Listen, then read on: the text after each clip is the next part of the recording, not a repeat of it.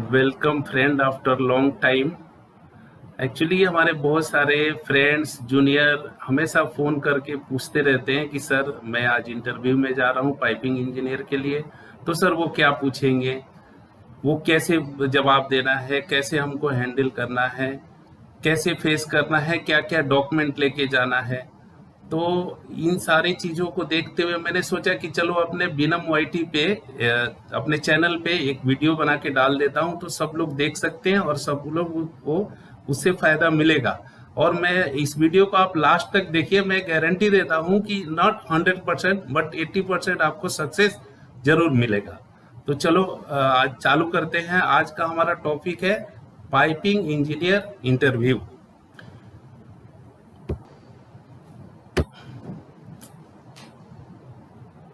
इसमें आपको पहले डॉक्यूमेंट क्या क्या ले जाना है, वो पहले चीज वो देख लेते हैं। तो इसमें है मोस्ट इम्पॉर्टेंट कैरी, मतलब आपको क्या क्या डॉक्यूमेंट लेके जाना है इंटरव्यूअर के पास और वहाँ आपको शो करना है और फेस करना है। तो इसमें फर्स्ट में आपका सीवी, सेकंड में educational certificate, training and apprentice certificate and experience certificate and किसी टाइप का सेफ्टी रिलेटेड ट्रेनिंग या कुछ कंस्ट्रक्शन में ट्रेनिंग की है तो वो ट्रेनिंग का सर्टिफिकेट लेके जाना है, ये कैरी करना है इंटरव्यू के लिए। उसके बाद आपको मैं ये बता रहा हूँ कि आपसे क्या क्या पूछा जाएगा, आपका इंटरव्यूअर आपसे क्या क्या पूछेगा। तो सबसे पहले आप क्या करेंगे कि आप अपने डॉक्यूमेंट्स उसके पास आगे रखेंगे। तो उसमें होगा सबसे पहले सीवी होगा, सीवी में आपके पूरे डिटेल होंगे, वर्क एक्सपीरियंस होगा, प्रीवियस कंपनी का एक्सपीरियंस होगा, ये सारी चीजें उसमें डिटेल होगा। तो वो आपको एक बार वो देखेगा, एक नजर देखेगा।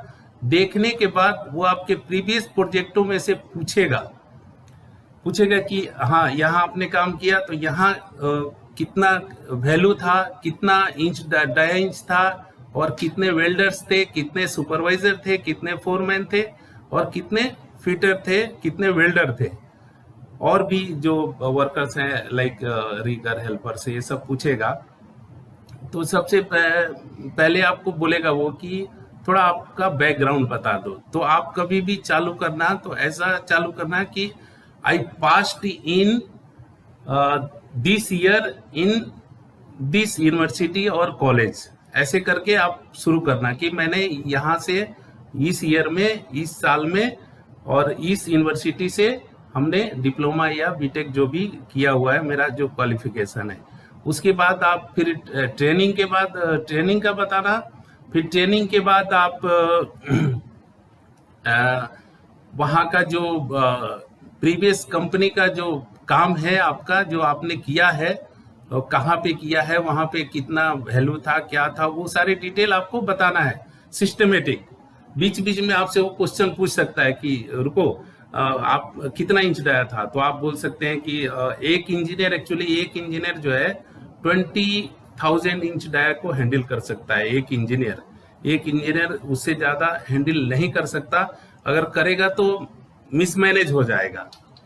तो पहले तो वो बैकग्राउंड पूछेगा आपके सीवी देख के, फिर प्रोजेक्ट वैल्यू पूछेगा, फिर उसके बाद इंपॉर्टेंट थिंग है मटेरियल के बारे में आपको 100% पूछेगा कि आपने जिस प्रोजेक्ट में काम किया उस प्रोजेक्ट में क्या मटेरियल था, मतलब पाइप का क्या मटेरियल था। तो आप जैसे बोलेंगे, नॉर्मली आप ऐसा कभी मत बोलो कि कार्बन स्टील था, LTCS था, low carbon temperature carbon steel था, और SS था, ऐसे आप कभी मत बोलना। सुपर डुप्लेक्स था, आप ऐसे बोलना carbon steel A106 grade B, ये हमारा पाइप मटेरियल था। उसका जो एल्बो था वो ASTM A234 ग्रेड WPB वो एल्बो था, और जो फोर्ज मटेरियल था वो ASTM A105 हमारा फ्लांचेस था, फ्लांचेज और सोकोलेट वेल्डोलेट लाइक दिस।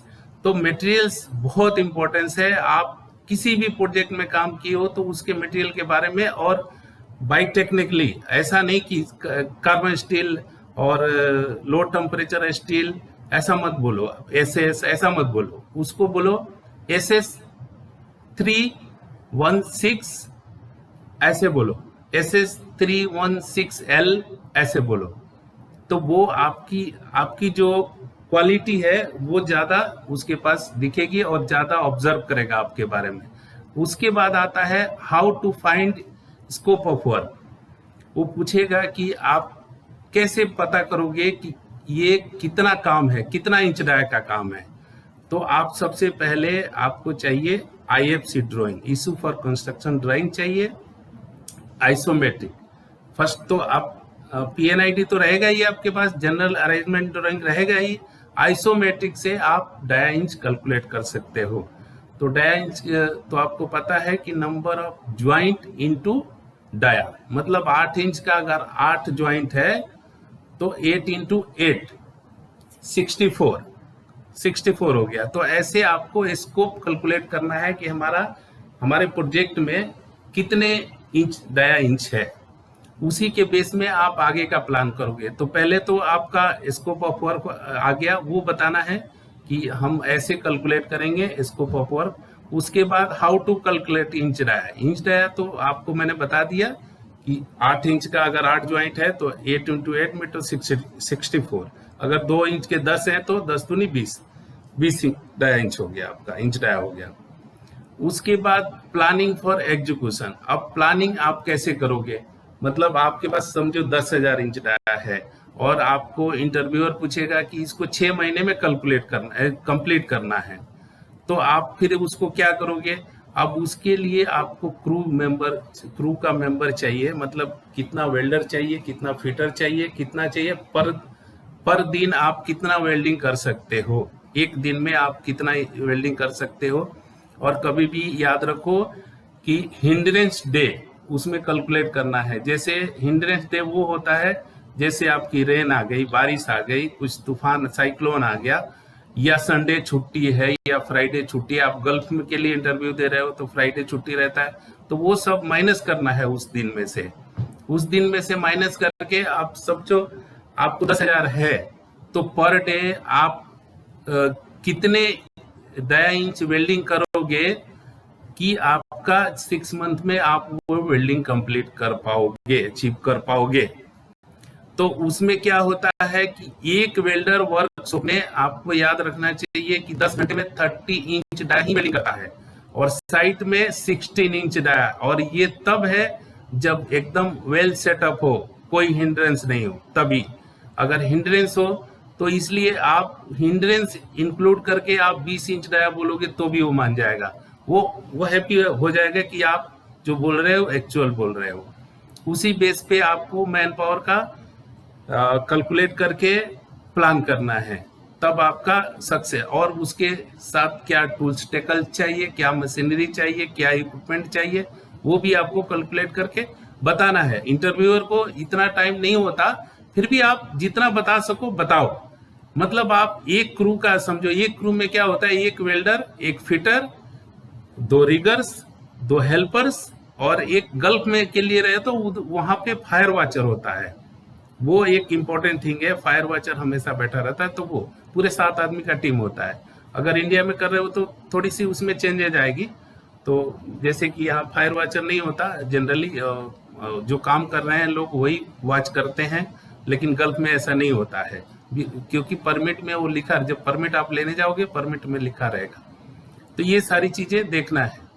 उसके बाद वेल्डर एंड वेल्डिंग, जो मैंने बता दिया आपको कि एक दिन में 10 घंटे में 30 इंच डाया वेल्डिंग करता है। वो भी याद रखना है standard schedule, not a all schedule, standard schedule. Because all schedule में आपका 160 में थिकनेस चेंज हो जाएगा। अगर 10 इंच का मान लो कि 80 शेड्यूल है तो उसकी थिकनेस और स्टैंडर्ड की थिकनेस होती है 9.3 10 इंच का। और जब वो शेड्यूल 80 हो जाएगा तो वो अलग थिकनेस हो जाएगा, तो वो वेल्डर कंप्लीट नहीं कर पाएगा। जैसे 160 है तो और बढ़ जाएगा, तो डाया इंच तो आपका ज्वाइंट तो उतना ही है, मान लो 10 इंच का 3 ज्वाइंट तो 30 इंच डाया हो गया, लेकिन 160 शेड्यूल है तो उसकी थिकनेस हायर हो गई, 32 हो गई।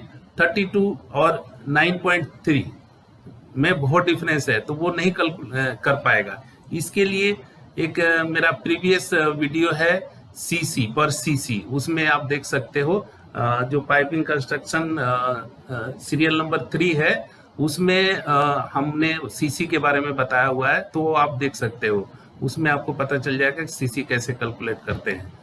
उसके बाद what is actual required for starting in project. आपके पास प्रोजेक्ट स्टार्ट करने के लिए एकदम मान लो कि वर्जिन है, वर्जिन साइट है, आप वहां पे जाके स्टार्ट करना है, तो फिर कैसे करोगे? तो आप ऐसे करोगे कि आपको पहले क्या क्या डॉक्यूमेंट्स चाहिए, क्या क्या मटेरियल चाहिए। तो सबसे पहले तो आपको IFC ड्राइंग चाहिए, इशू फॉर कंस्ट्रक्शन, क्लाइंट से इशू फॉर कंस्ट्रक्शन आपको ड्राइंग चाहिए। फिर WPS वेल्डिंग प्रोसीजर स्पेसिफिकेशन वो चाहिए। फिर वहाँ की साइट की क्लियरेंस चाहिए। अगर सिविल से है तो सिविल से NOC चाहिए, जैसे like a pipe support, foundation से कॉलम और सपोर्ट्स जो भी हैं, तो वो सिविल से आपको क्लियरेंस चाहिए, तब जाके आप साइट स्टार्ट कर सकते हो। तो आप उसको बोल सकते हो कि सबसे पहले हमको स्टार्ट करने के लिए IFC ड्राइंग चाहिए, WPS चाहिए, NOC का सिविल NOC क्लियरेंस चाहिए, एक्सेट्रा।